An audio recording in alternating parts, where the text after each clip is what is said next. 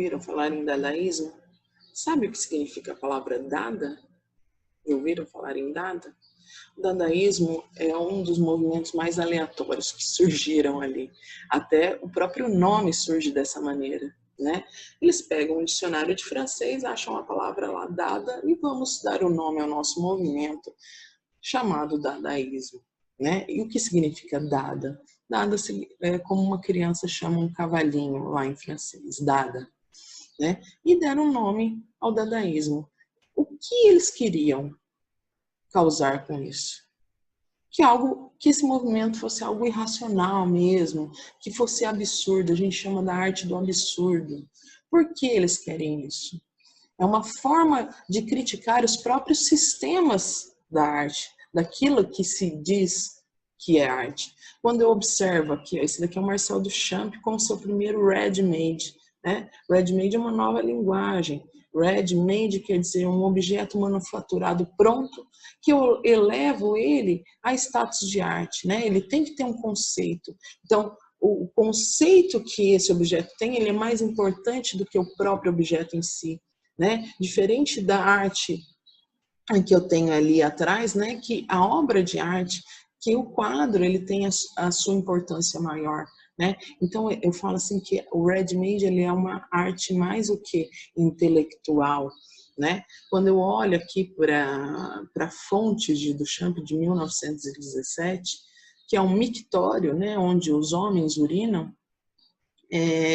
me vem aquela primeira pergunta que eu fiz, né? O que é arte? Para que serve? Como que absurdo uma pessoa colocar um urinol, né, e falar que isso é arte. Se você pensou isso, Marcel Duchamp deve estar muito feliz com você, porque essa era a intenção, né? Da gente refletir sobre esse momento artístico, refletir sobre o que é arte em si, se esse objeto poderia ser arte. Então, é uma arte contestatória, né? É uma arte que protesta, que tem esse espírito de vanguarda, né? Esse movimento modernismo, ele é chamado também movimento de vanguarda. O que significa a palavra vanguarda? Vem do francês avant-garde, que eram as tropas do exército que iam na frente, que estavam na frente, ali na linha de frente. Então, por que é chamado de vanguardista? Porque são pessoas que têm ideias à frente do seu tempo. E todos esses movimentos eram ideias que estavam à frente do seu tempo, porque fizeram rupturas, romperam com padrões pré-estabelecidos. E o dadaísmo é um desses movimentos que chocam mesmo toda a população, e até hoje chocam, porque quando eu mostro um mictório desse para os meus alunos, eu falo, mas isso é arte, professora? E era exatamente isso, essas reflexões, né, que o Marcel Duchamp queria que vocês tivessem com esse objeto aqui. Quais são essas características, né? Espírito vanguardista e de protesto, né? Espontaneidade, improvisação, irreverência artística, humor, né? Um teor ilógico, sem razão, né? Irracional, ironia. Era um movimento radical, destrutivo, agressivo e pessimista, né? Com relação à arte também. E muito crítico à própria arte, muito crítico ao consumo, tá? E o surrealismo, nossa, as pessoas, meus alunos adoram esse movimento artístico, né? Surrealismo, a palavra sur, que vem do francês, significa além do que? Além do real, é aquela coisa que vem dos nossos sonhos. Quem nunca teve um sonho surreal, né? Quando eu era criança, eu sonhava muito que eu estava voando, que um Fusca caiu dentro de um lago, eu estava dentro, mas eu continuei dirigindo esse Fusca. São aqueles sonhos ilógicos que a gente tem. Eu falo que o surrealismo é isso, né?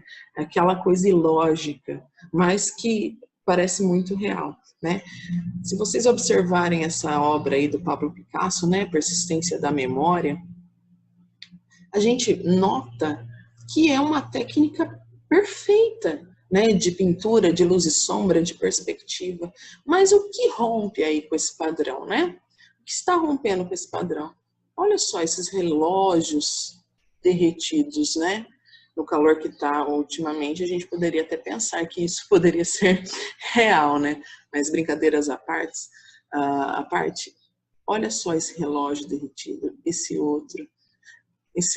outro elemento aqui, ó, que parece um tecido jogado, mas se você olhar bem, vocês podem notar que é um autorretrato do próprio Salvador Dalí. Olha só o nariz dele, né? A cabeça, a boca, a pálpebra, né? Os cílios. Então, aqui é um próprio autorretrato, né? do Salvador Dalí. E quais são as características do surrealismo? Essa coisa de algo além do real, de coisa de sonhos mesmo. E vão ter muita influência na psicanálise do Freud, né? Freud estava ali surgindo com as suas teorias da psicanálise, do estudo das fases das crianças, o estudo dos sonhos, e eles vão ter forte influência também nas suas pinturas com relação a isso. A criação de uma realidade paralela, onírica. O que é onírico? Que vem do sonho. Criação de cenas irreais, além de reais, né? E valorização do inconsciente, aquilo que está no nosso inconsciente, os nossos pensamentos, os nossos desejos.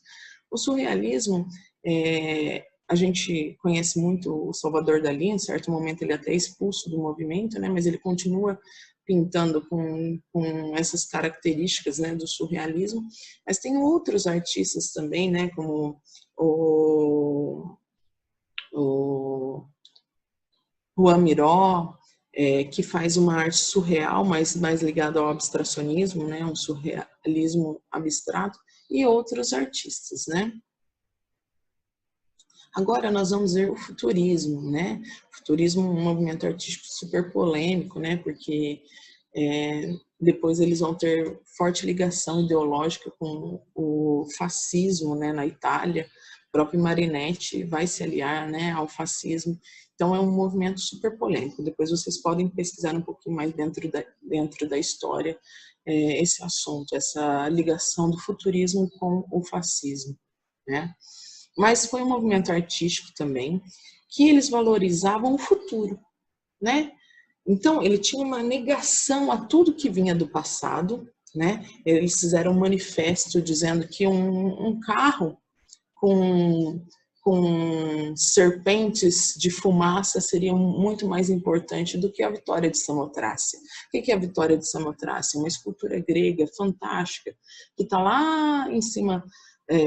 Você sobe uma escadaria ali no Louvre e você vê ela bela, né? Que é aquela escultura que está sem cabeça, mas é uma deusa vestida, a deusa Nike, vestida, né? Com um vestido colado ao seu corpo e aquelas asas maravilhosas, né? Então eles falam que isso daí está no passado, né? Então eles negam totalmente tudo que vem do passado e pensam no futuro, no valor das máquinas, da indústria, da velocidade, da dinâmica. Então suas obras tentam mostrar essa velocidade. Olha só esse cachorrinho aqui, ó. Dinamismo de um cão na coleira, de 1912, né? Do Giacomo Balla. Olha a velocidade aqui através do rabo, das patinhas do cachorro, das orelhas e da sua dona que carrega, né? Então esse dinamismo é mostrado dentro uma pintura futurista, né? Que valoriza a velocidade e o dinamismo, exaltação à tecnologia, né? Os valores tecnológicos, ligação ideológica com o fascismo, isso daí, como eu disse, vocês podem dar uma pesquisada, uma aprofundada, e a ruptura total com o passado, né? Esquece, tudo que vem lá atrás não serve, hoje a gente tem que pensar lá para frente, né? O futuro. Agora, nós vamos ver um pouquinho sobre o modernismo brasileiro, né? O modernismo brasileiro, ele vai ter como marco inicial principal a Semana de Arte Moderna de 1922, onde são realizados vários eventos, né, em vários dias de poesia, de exposição de quadros, de música, né, Heitor Villa-Lobos também participa, se apresenta nessa Semana de Arte Moderna. E o que o Brasil queria com isso, né? Eles estavam vendo todos os movimentos que estavam acontecendo aí na Europa e ficam fascinados. Muitos desses artistas estudaram na Europa, ou estavam estudando em certo momento ali na Europa, e se adequam a esses movimentos, se ligam a esses movimentos. Por exemplo, uma dessas artistas é a Anita Malfatti, né, que vai estudar na Alemanha, nos Estados Unidos, e sua obra se transforma, né? Ela chega aqui no Brasil em 1917, monta uma exposição com suas pinturas, com técnicas ligadas ao expressionismo. Isso choca totalmente o público, né? Principalmente depois da crítica do Monteiro Lobato, né? Que ele escreve no jornal uma crítica sobre a obra da Anita Malfatti, chamado Paranoia ou Mistificação, que vocês já devem ter estudado em literatura, né? Em que ele acaba com a obra da Anita Malfatti. Por quê? Porque ele tem um forte caráter nacionalista. Ele fala que isso não serve, que esse tipo de arte, essa arte de vanguarda, ela vai acontecer, mas ela vai passar e ninguém mais vai se lembrar dela, né? Que a arte tem que ser uma arte pura, mais ligada ao academicismo, né? Aos grandes mestres e tudo mais. E depois dessa exposição, né, de 1917, Anita Malfatti cai numa profunda depressão, né? Seus quadros que foram vendidos são devolvidos, e aí se começa todo um burburinho, né? Por conta desse movimento, dessas novas ideias, e muitos artistas se unem, né? Como o caso do Oswald de Andrade, Mário de Andrade, Menotti Del Picchia, a própria Anita, não querendo muito, mas no final acaba se aliando também a essa semana, o Heitor Villa-Lobos, Vitor Brecheret e tantos outros mais. E vamos dizer que isso daí é um marco, né, para essa mudança da arte, né? Mas a mudança vem muito forte com essa obra aqui, né? Tarsila do Amaral não participa da Semana de Arte Moderna de 22, porque ela estava na Europa, mas ela volta no ano de 1922, se alia a esse grupo, né, de artistas modernistas dentro da poesia, da pintura e tudo mais. E em 1928 ela pinta a obra Abapuru, que é a obra mais famosa do Brasil, né? E dá de presente ao seu esposo, chamado Oswald de Andrade. E Oswald de Andrade fica tão extasiado com essa pintura que ele pega um dicionário de Tupi-Guarani e dá um nome, Abapuru. Aba, que significa homem, puru, comer, né? Seria um grande canibal. Ele vê um grande indígena nu nesse clima tropical. E aí ele escreve o Manifesto Antropófago, né? Que ele fala assim que nós deveríamos ser como canibais, absorver, deglutir, engolir a cultura que vem lá da Europa, mas passar por um processo de transformação e trazer algo brasileiro. Eu pego as ideias que estão surgindo, essas rupturas que estão surgindo lá na Europa, só que eu trago ela num formato mais BR, vamos dizer assim, né? E quais são as características desse modernismo?